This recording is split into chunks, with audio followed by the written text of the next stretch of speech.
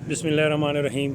मेरे साथ इस वक्त नशस्त में हमारे बुज़ुर्ग जानी पहचानी शख्सियत मलक नजीबुर्रहमान अरशद साहब। सियासतदानों का नाम लिया जाए तो सियासत में ये नज़र आ रहे हैं, कॉलमिस्ट में लिया जाए तो कॉलमिस्ट में भी इनके जगमगा रहे हैं। मतलब थोड़ा सा अपना ये बताएं कि आपने अपनी ज़माना तालीम इल्मी का आगाज़ कैसे किया जी? तालिब का आगाज़ जो होता है वो तो ज़ाहिर है आदमी को पता नहीं होता कि कैसे हो गया, किस स्कूल वो तो से? वालिदैन करते हैं। मैं अपने आबाई को ततराल ज़िला चकवाल में प्राइमरी तक तालीम हासिल की। उसके बाद मैं फिर वाह कैंट में आ गया और यहाँ से छठी जमात में उस वक़्त जो CB मॉडल हाई स्कूल था, आजकल वो FG मॉडल हाई स्कूल है, उसमें अपनी तालीम मुकम्मल की।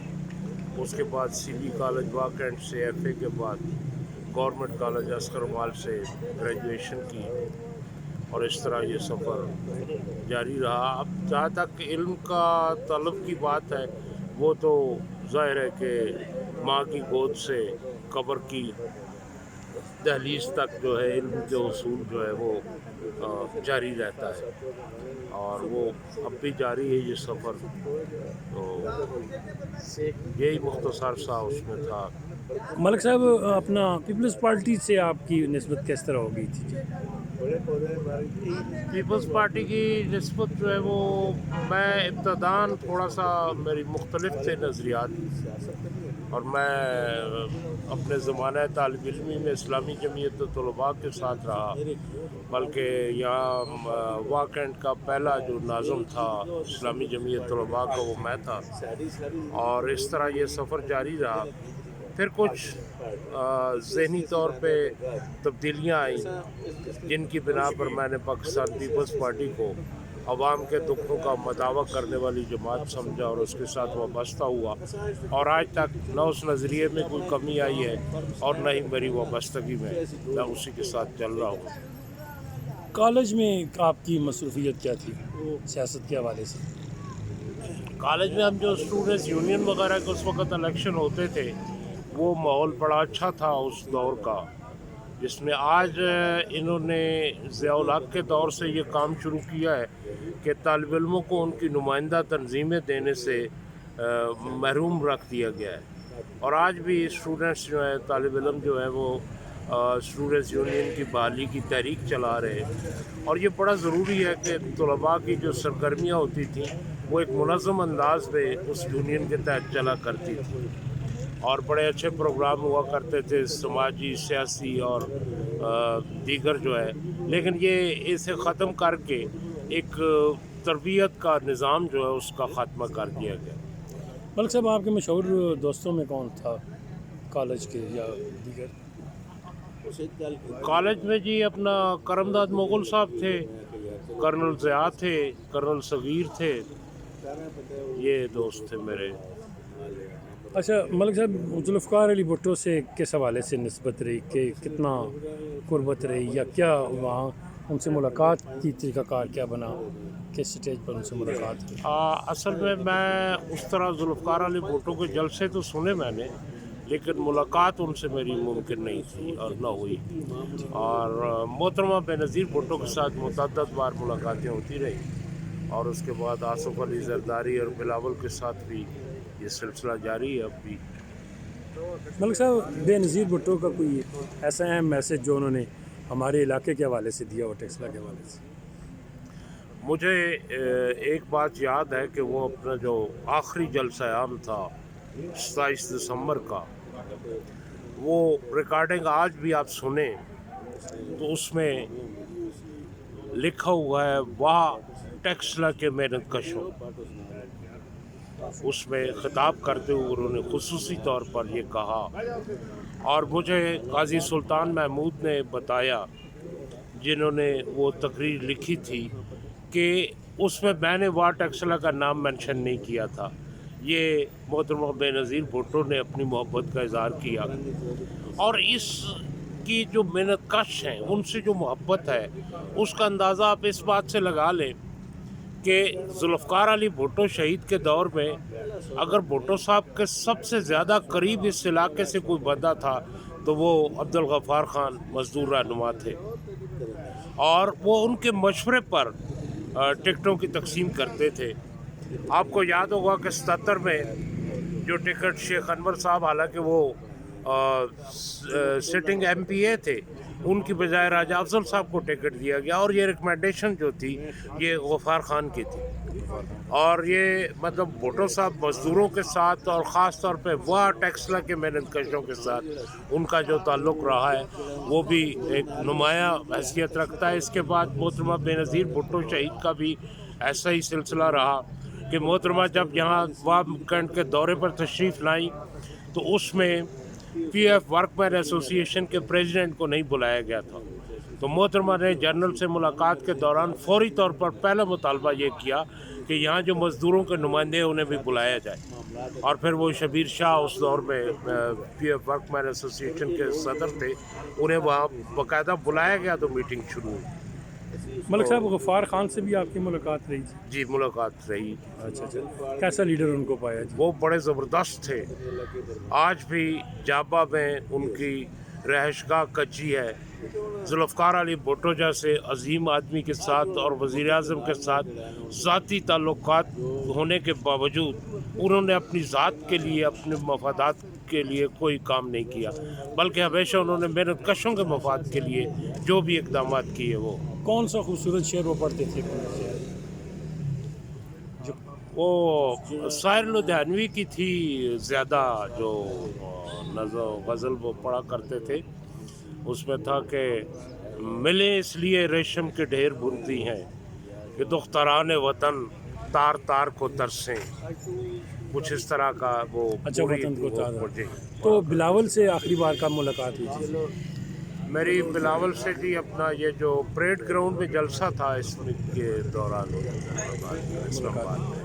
تو بلاول صاحب ٹیکسلا کے حوالے سے کیا کہتے ہیں، کچھ چکر لگائیں گے یا جی کیا؟ ضرور لگائیں گے، اور انہیں بڑی اس سے ہے ٹیکسلا کے ساتھ جو ان کے خاندانی حوالے سے جو آ رہا ہے سلسلہ وہ بھی ہے۔ ان کو یہ بات پہنچائی گئی ہے کہ وہ آپ کی والدہ بھی ایک دن پہلے آئی تھی؟ ہاں جی بتایا تھا ہم نے۔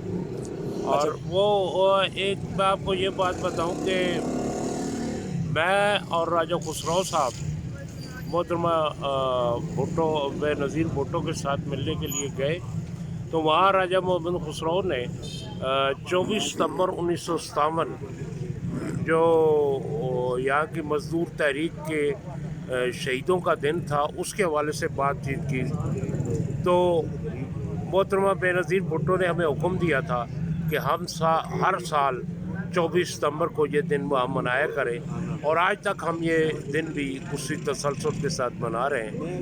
تو یہ محنت کشوں اور واہ ٹیکسلا کے خاص طور پہ محنت کشوں کے ساتھ جو ان کے تعلق کی بڑی واضح ہے، اور میں سمجھتا ہوں کہ اسی تعلق کی پاسداری بلاول بھٹو بھی کریں گے، اور وہ بھی اسی مشن کو لے کر آگے چلیں گے۔